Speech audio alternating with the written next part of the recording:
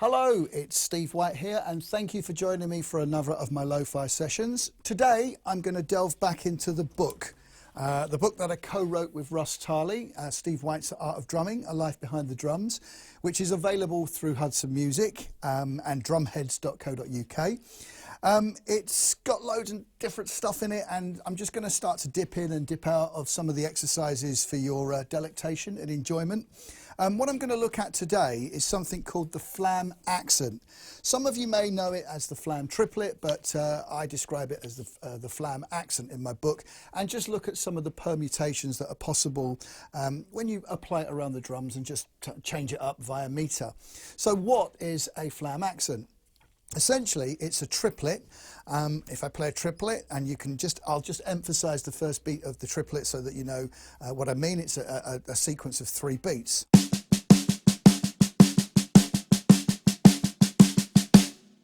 And now I'm going to put a grace note before the first of the beats and introduce that as a flam. A flam before the triplet, and it becomes a flam accent or a flam triplet. If I play it really slowly with a bass drum, you'll hear where the meter actually falls.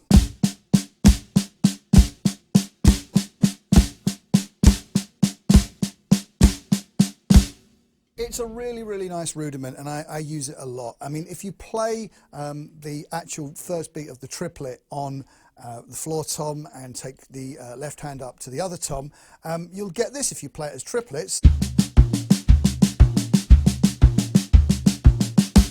But if you introduce the flam accent, then what you'll actually get is an unbroken line of notes that you hear on the snare drum.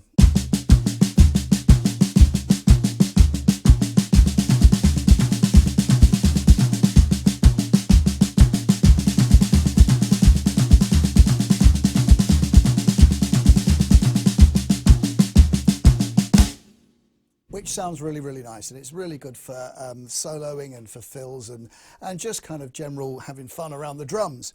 So basically, I apply that to the drums in different ways. As I just demonstrated, I put the first note of the triplet up onto different sounds. You could put it onto the cymbals and maybe the hi-hat.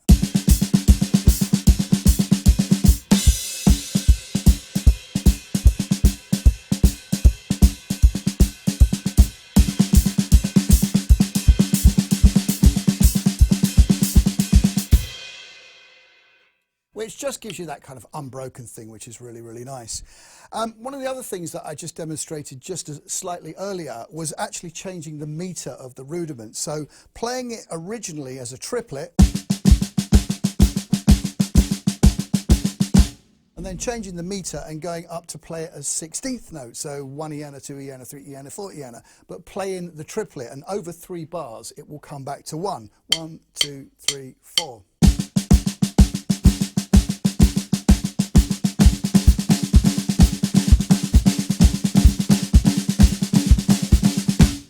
And then back to 1, which sounds really, really nice. I mean, one of the drummers that I really, really love, and I'm not saying he does use it, but kind of the sound of things like that, is a drummer called Philly Joe Jones, who I absolutely adore.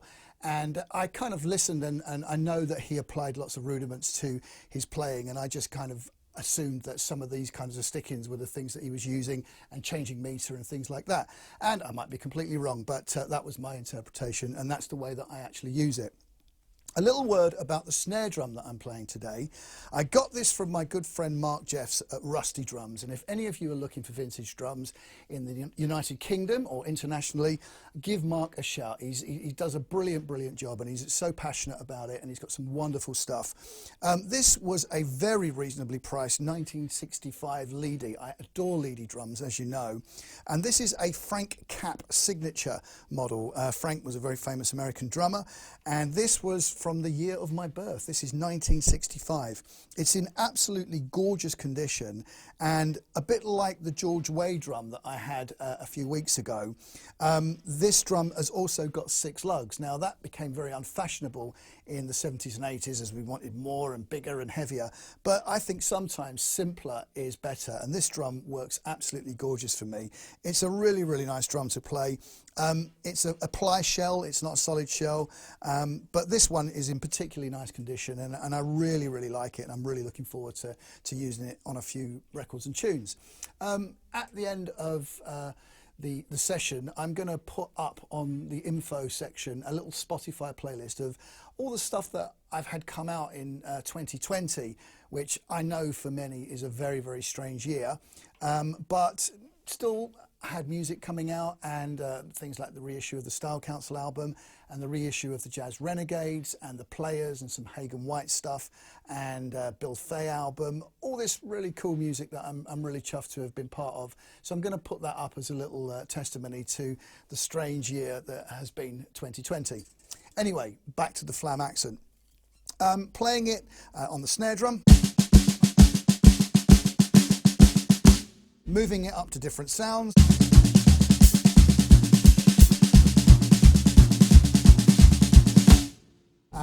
and then changing the permutation and playing it from going from triplets.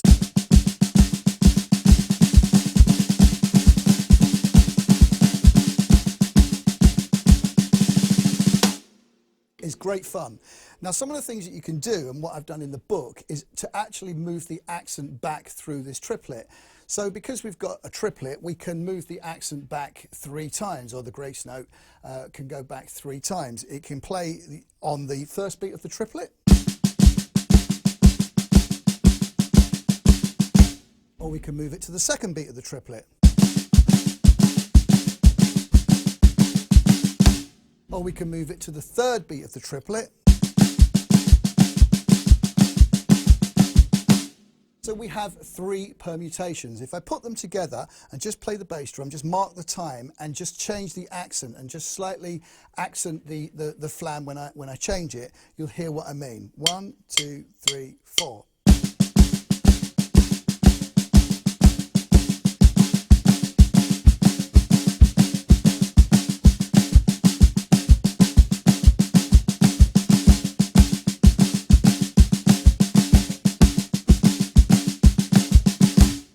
Now, as you can probably hear, if I just play 2 groups of the flam on the first beat of the triplet and the second, and just play 2 groups, and then the third and just play 2 groups, you will have a double flam that brings you back to 1 after 3 bars.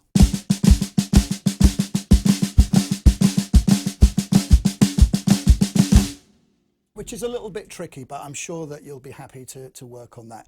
If I put that onto the drums, it sounds a bit like this.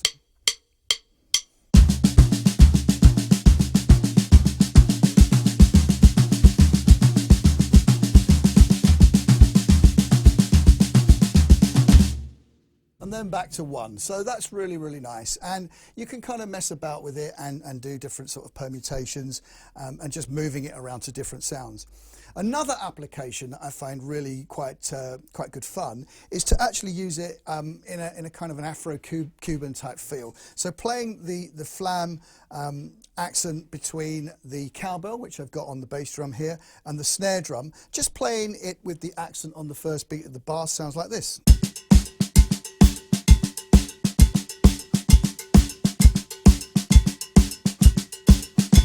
But if I shift the accent back to the second beat of the bar, you get a slight change in the emphasis of the feel of the rhythm, and that sounds quite interesting. So I'll just move through and play the permutations and just play it between the cowbell and snare drum.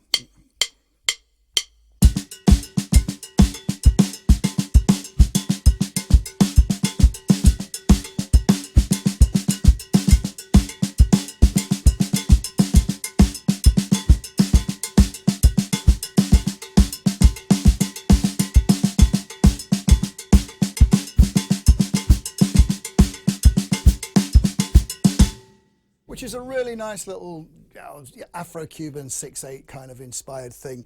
And you could put in, intersperse it with a double paradiddle, which is a lovely rudiment for, you know, playing in a 6 or 12/8 feel. So the double paradiddle, right, left, right, left, right, right, left, right, left, right, left, left.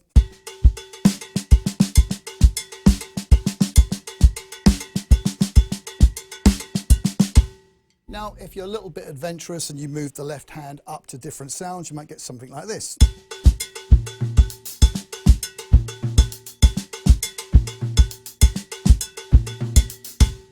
just interspersing that with the Flam triplet.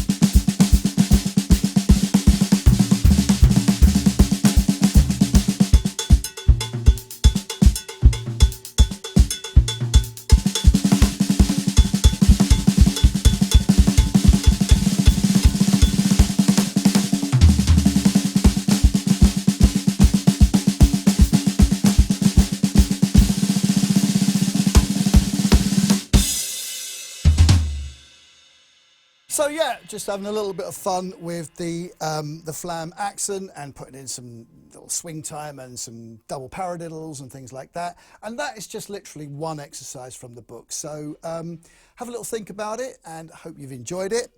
I did actually put in some Flam taps as well, some Flam taps where basically you take a double stroke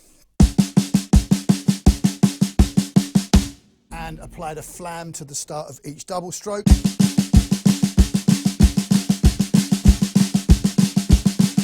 Which is absolutely fantastic if you intersperse it with the Flam triplet.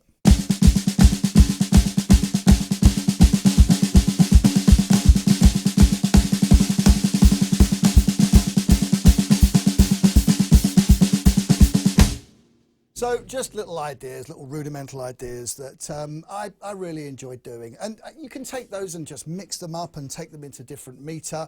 The Flam triplet sounds absolutely brilliant, as I say, in an Afro-Cuban type feel. And then you can start incorporating other rudiments, things like Flam mills and Flam paradiddles, which we will look at. But in the meantime, thank you very, very much, and I will see you again.